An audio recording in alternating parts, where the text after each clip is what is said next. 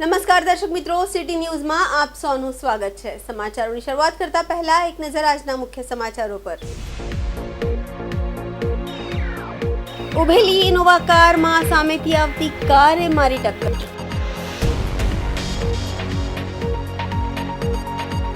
વાપીના NR Agarwal unit 1માં લાગી આગ।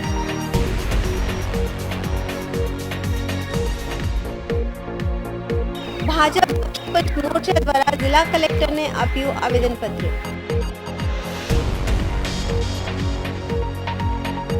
અને ટ્રેડિશનલ ગ્રુપ ગરબા કોમ્પિટિશન કરવામાં આવ્યું। હવે સમાચાર વિગતવાર જોઈએ। વાકલ પેટ્રોલ પંપ પાસે થયેલ અકસ્માતનો વિડીયો વાયરલ થઈ રહ્યો છે। વાકલ પેટ્રોલ પંપ પાસે થયેલા અકસ્માતનો વિડીયો વાયરલ થઈ રહ્યો છે। ઉભેલી ઇનોવા કારમાં સામેથી આવતી કારની ટક્કર, જો કે અકસ્માતમાં કોઈ જાનહાનિ થઈ નથી। વલસાડ જિલ્લાના વાપી જીઆઈડીસીમાં આગની ઘટના સામે આવી છે। વાપીના એનઆર અગ્રવાલ યુનિટ 1માં આગ લાગવાની ઘટના સામે આવી છે। વલસાડ જિલ્લાના વાપી જીઆઈડીસીમાં આગ। વાપીના એનઆર અગ્રવાલ યુનિટ 1માં આગ લાગવાની ઘટના સામે આવી છે। ટ્રાન્સફોર્મરમાં લાગેલી આગના કારણે દોડધામ મચી જવા પામી હતી। વાપી ફાયર દ્વારા કંપની પર પહોંચીને હાથ પર કાબુ મેળવવામાં પ્રયાસ હાથ ધર્યા। ઘટનાની જાણ થતાં જીઆઈડીસી પોલીસ પણ ઘટના સ્થળે પહોંચી હતી અને 2 ફાયરની ટીમે આગ પર કાબુ મેળવ્યો હતો। સમાચારોમાં સમય છે નાનકડા વિરામનો। વિરામ બાદ આપ જોઈ શકશો। ભાજપ મોરચા દ્વારા જિલ્લા કલેક્ટરને આપ્યું આવેદનપત્ર।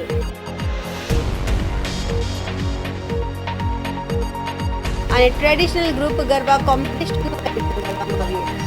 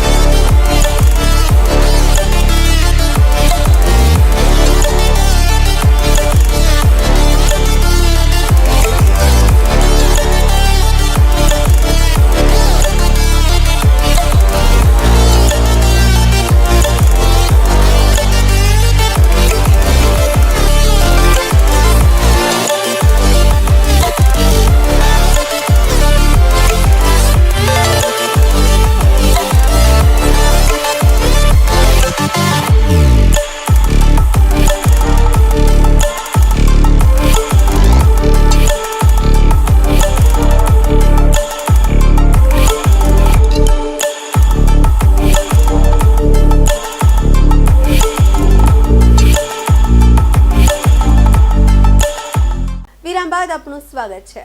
વલસાડ જિલ્લામાં ભાજપ પક્ષીપંચ મોરચા દ્વારા જિલ્લા કલેક્ટરને આવેદનપત્ર આપવામાં આવ્યું। વલસાડ જિલ્લામાં ભાજપ પક્ષીપંચ મોરચા દ્વારા જિલ્લા કલેક્ટરને આવેદનપત્ર આપ્યું છે। સ્થાનિક સ્વરાજ્યની ચૂંટણીમાં ઓબીસી કેટેગરીના 27% અનામતની જગ્યા ઓછી અનામત આપતા વિરોધ। જિલ્લા ઓબીસી સમાજને જિલ્લા પંચાયતમાં 36 બેઠકોમાં 4 સીટ તો જિલ્લામાં 6 તાલુકા પંચાયતની 154 બેઠકમાં માત્ર 10 બેઠક આપવાનો લઈ વિરોધ કરવામાં આવ્યો। જિલ્લા ઓબીસી સમાજ દ્વારા આવેદનપત્ર આપી 27% અનામતની માંગ કરાઈ છે। જો આગામી દિવસોમાં માંગ પૂરી ન થાય તો ચૂંટણી બહિષ્કારની ચીમકી આપી છે। આપણી સરકારે જે 27% બક્ષીપંચ અનામત સ્થાનિક સ્વરાજ્યની ચૂંટણી અને અન્ય ચૂંટણીઓમાં રજૂઆત કરી હતી અને તેના સંદર્ભે અમે અત્યારે જે ગેઝેટ બહાર પડ્યું છે તેમાં બક્ષીપંચને ઘણો અન્યાય થયો છે. 36 વલસાડ જિલ્લાની 36 સીટમાંથી ફક્ત 4 સીટ મળી છે, જે અમને 10 સીટ મળવી જોઈતી હતી. અને આ વર્ષોથી ચાલ્યું આવ્યું છે, પરંતુ 2020થી આ બક્ષીપંચ આયોગે જે અમે ગાંધીનગર બક્ષીપંચ મોરચામાં હતા ત્યારે ગાંધીનગરમાં દરખાસ્ત કરી હતી કે બક્ષીપંચ આયોજન બનાવીને એક બક્ષીપંચ સમાજને, એટલે કે એમાં બધા જ સમાજ, આહિર સમાજ આવે, તંડેલ સમાજ આવે, કોળી પટેલ સમાજ આવે, બંધારી સમાજ આવે, એટલા 142 જાતના સમાજ જે ગુજરાતમાં છે એ બધાને ન્યાય મળે અને સ્થાનિક સ્વરાજ્યની ચૂંટણીમાં એ લોકો ભાગ લઈ શકે, એના માટે બક્ષીપંચ આયોગની રચના કરવામાં આવી હતી 2022માં. અને ત્યારે આખા ગુજરાતના બક્ષીપંચ મોરચા અને સમાજના આગેવાનો મળીને એ આયોગમાં રજૂઆત કરી હતી કે બક્ષીપંચ સમાજને 27% જેટલું અનામત મળવું જોઈએ. પણ અત્યારની પરિસ્થિતિ એવી છે કે અત્યારે જે ગેઝેટ બહાર પડ્યું છે તેમાં ફક્ત 4 સીટ, એટલે કે 10%થી પણ ઓછું કહેવાય.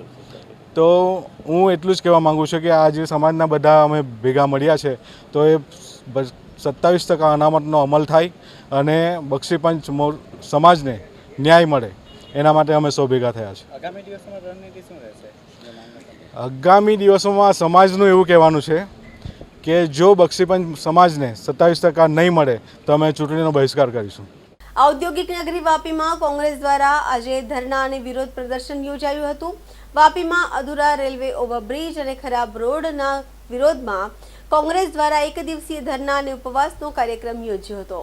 ઔદ્યોગિક નગરી વાપીમાં કોંગ્રેસ દ્વારા આજે ધરણા અને વિરોધ પ્રદર્શન યોજાયું હતું. વાપીમાં અધૂરા રેલવે ઓવરબ્રિજ અને ખરાબ રસ્તાના વિરોધમાં કોંગ્રેસ દ્વારા એક દિવસીય ધરણા અને ઉપવાસનો કાર્યક્રમ યોજાયો હતો, જેમાં કોંગ્રેસના અગ્રણીઓ અને કાર્યકરો ઉપસ્થિત રહ્યા હતા. મહત્વપૂર્ણ છે કે ચોમાસાની શરૂઆતથી જ વાપીમાં રસ્તાઓની હાલત ખરાબ છે, તો છેલ્લા 3 વર્ષથી બની રહેલા રેલવે ઓવરબ્રિજનું પણ કામ હજુ પણ અધૂરું છે.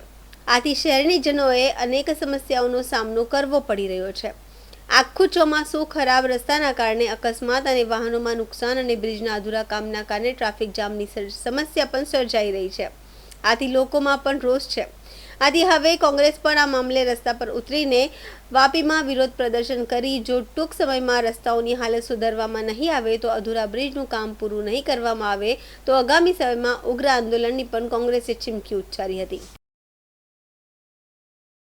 એક દિવસની ભૂખ હડતાલ પર એટલા માટે ઉતાર્યા છે, આપને ખબર હશે કે અમે લોકો 10 દિવસ પહેલાં એક આવેદનપત્ર આપ્યું હતું અને એમાં અમે ઉલ્લેખ ચોખ્ખો કર્યો હતો કે જો તમે 10 દિવસની અંદર વ્યવસ્થિત કાર્યવાહી બ્રિજ બનાવવાની ચાલુ ના થાય તો અમે આનાથી વધારે આક્રમક પગલાં લેશું. અને એના ભાગરૂપે આજે અમે લોકો એક દિવસના પ્રતિક ઉપવાસ ના કાર્યક્રમ પર બેઠા છે. શા માટે અને જે બ્રિજ છે કેટલો મહત્વનો છે?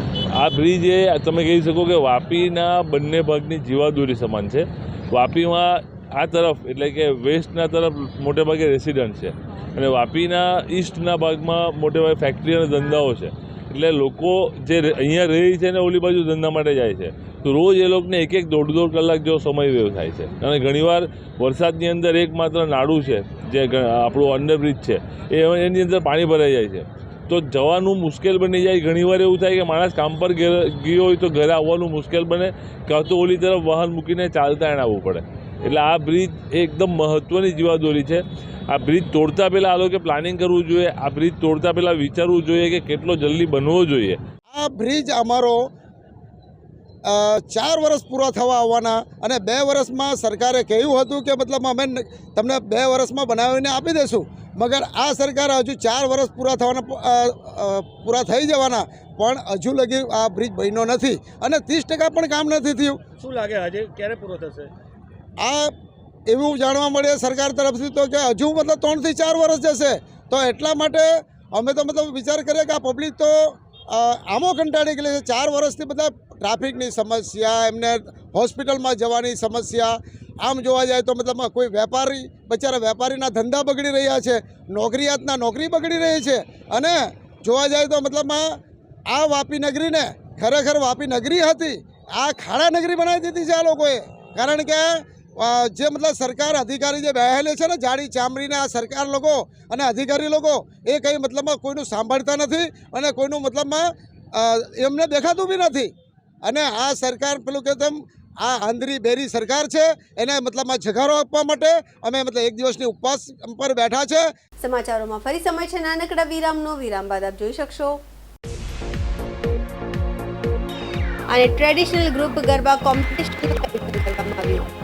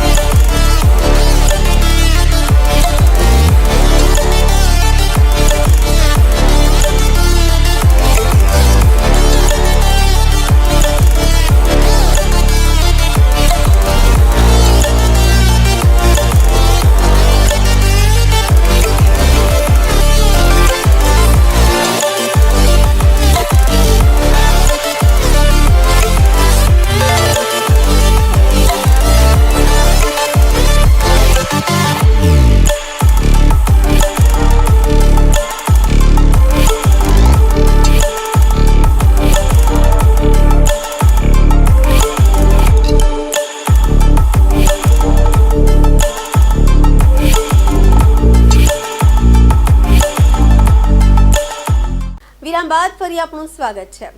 સરીગામ વિસ્તારમાં છેલ્લા 3 વર્ષથી સતત નવદુર્ગા ગરબા ક્લાસ ગરબાની અનોખી તાલીમ આપી રહી છે. તાજેતરમાં ટ્રેડિશનલ ગ્રુપ ગરબા કોમ્પિટિશનનું પણ આયોજન કરવામાં આવ્યું હતું, જેમાં નાના બાળકોથી લઈને મોટા વયના લોકોએ પણ ઉત્સાહપૂર્વક ભાગ લીધો હતો. સરીગામ વિસ્તારમાં છેલ્લા 3 વર્ષથી નવદુર્ગા ગરબા ક્લાસ ગરબાની અનોખી તાલીમ આપી રહી છે. તાજેતરમાં ટ્રેડિશનલ ગ્રુપ ગરબા કોમ્પિટિશનનું આયોજન કરવામાં આવ્યું હતું, જેમાં નાના બાળકોથી લઈને મોટા વયના લોકોએ ઉત્સાહપૂર્વક ભાગ લીધો હતો. આ કોમ્પિટિશનમાં જજ તરીકે વાપીથી ગરબા માસ્ટર જીગુ પટેલ, નોસિતા પટેલ, જિગ્નેશ પટેલ મુખ્ય મહેમાન તરીકે ઉપસ્થિત રહ્યા હતા. ગરબા માટે 2 લાઈન ઉમેરી શકાય એવી રાસમાં રંગ છે, તાળીમાં તાલ છે. નવદુર્ગા ગરબા ક્લાસમાં ગુજરાતનો ગૌરવ છે નેહા દરજી તેમજ જાનવી દરજીના નેતૃત્વ હેઠળ ચાલી રહેલા ક્લાસ દ્વારા સરીગામ અને ભીલાડ વિસ્તારમાં એક અલગ જ ઓળખ ઊભી થઈ છે. નાનાથી મોટાઓ સુધીના શીખનારાઓને સાચી ગરબા તાલીમ આપીને નવદુર્ગા ગરબા ક્લાસીસે મોટી સફળતા મેળવી છે. ગરબા તાલીમમાં 2 તાળી, 3 તાળી, ઢોળિયા, હિંચ, ઘુમર, બેરલ જમ્પ, ટીટોડા અને ડાકલા જેવા પરંપરાગત તથા આધુનિક સ્ટેપ્સ શીખવવામાં આવે છે. ટ્રેડિશનલ ગરબા ક્લાસમાં વિજેતા બનેલા ખેલૈયાઓને ટ્રોફી તેમજ નગર પુરસ્કાર આપી પ્રોત્સાહિત કરવામાં આવ્યા હતા. સમાચાર પૂરા કરતા પહેલા એક નજર આજના મુખ્ય સમાચારો પર. ઉભેલી ઇનોવા કારમાં સામેથી આવતી કારે મારી ટક્કર.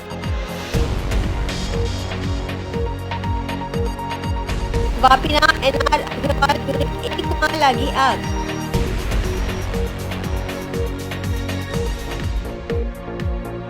ભાજપ મોરચા દ્વારા જિલ્લા કલેક્ટરને આપ્યું આવેદનપત્ર.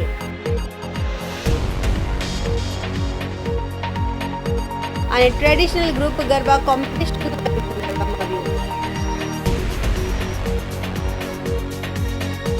તો આ હતા અત્યાર સુધીના સમાચાર. જોતા રહો સિટી ન્યૂઝ. નમસ્કાર.